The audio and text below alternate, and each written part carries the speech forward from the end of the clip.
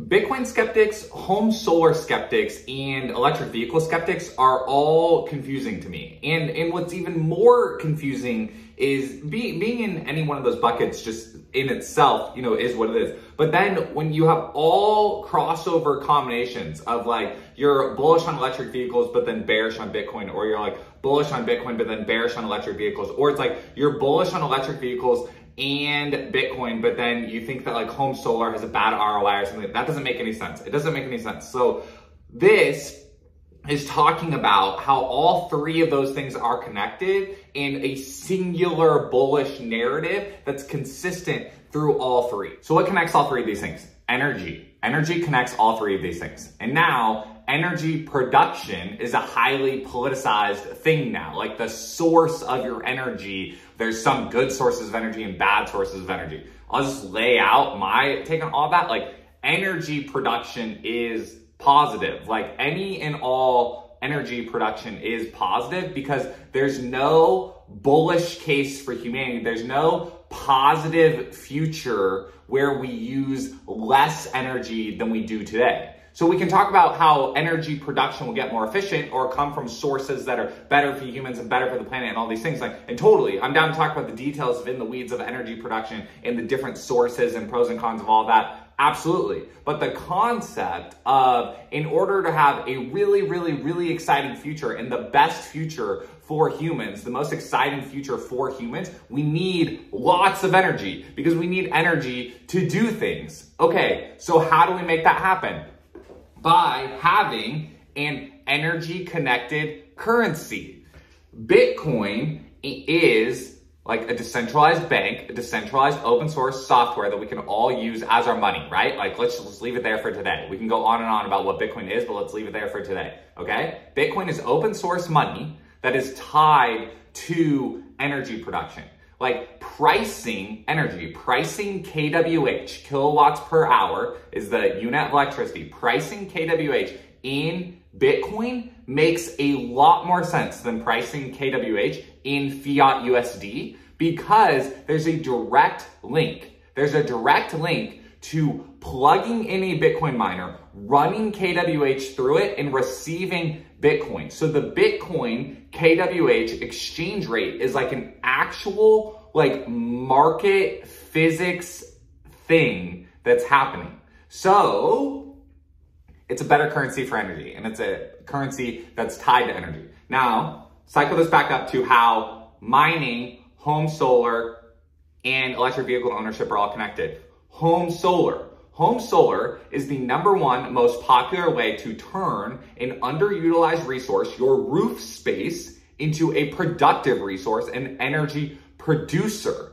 Just reframing what goes along with all this is reframing what owning a roof means, what owning a home means. Your home does not have to just be a consumable or like a good that you use the interior of. Your home can be an energy producing asset. So this roof is literally now producing energy for your home. Like people love to talk about like passive income, like just literally by sitting there, by making a capital improvement to your home or by improving construction standards, the default that all roof space should just be utilized to produce energy. So now you have this bucket of energy that a one-time investment or a financed investment produces passive energy production.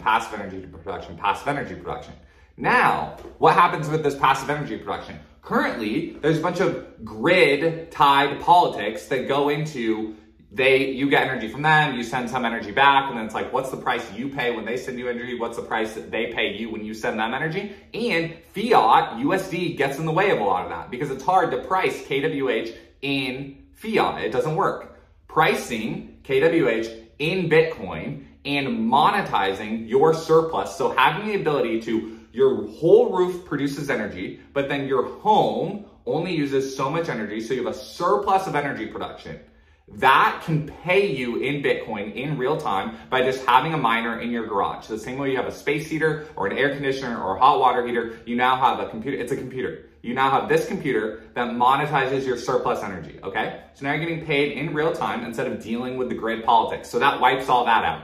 And now your home is built-in infrastructure ready to go for electric vehicle ownership to take off and continue taking off even more than it is. Because home-based charging is the most efficient. Like having this one-time capital improvement to your home that brings you passive energy production that now gives you effectively free miles in your car, or like already paid for miles in your car, and your car becomes an extension of your house. So all homes become energy producers. Bitcoin is a better currency tied to the actual KWH itself that incentivizes the build out of solar on every single roof and paves the way for even more increased, like efficient electrical vehicle ownership than is previously here. Which leads to, I was watching the R2 live stream yesterday, and the R2 is this just like classic looking, small-ish, affordable-ish SUV. Like just the classic American family suburb car, but electric. And they're all getting on the same charging standard, which funny like blockchain analogies with all of that, of like all the electric vehicle manufacturers had to like duke it out and create one single North American charging standard. That's what we're seeing right now between Bitcoin and all the other cryptocurrencies.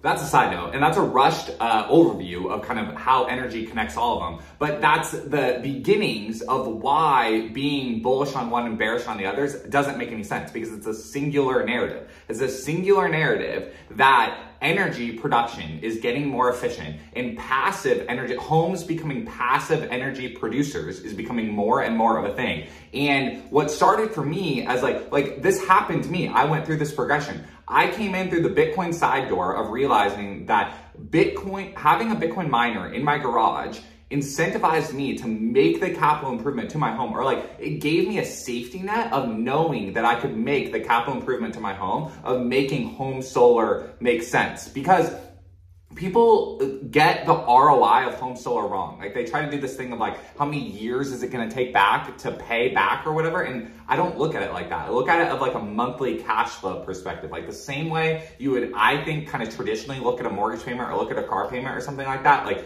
if you finance your solar build, so just finance your solar build, and if you can finance it for less per month than you currently spend on gas for your vehicle and electricity for your house, then you have a built-in monthly savings. And then what happens is that, say even before you've made your electrical vehicle conversion, Bitcoin mining then fills the gap of that electric vehicle until or if and when you make that upgrade. And so because Bitcoin mining pays back in real time better than the grid economics of how much they pay for the net surplus compensation, that is what incentivizes homeowners to make the capital improvement to their homes and will make big rooftop solar more and more of a thing, rather than these like small patch systems where people are just like focused on getting like the ROI like per year like down or whatever. And so that's why it doesn't make any sense to be bullish on one of these things,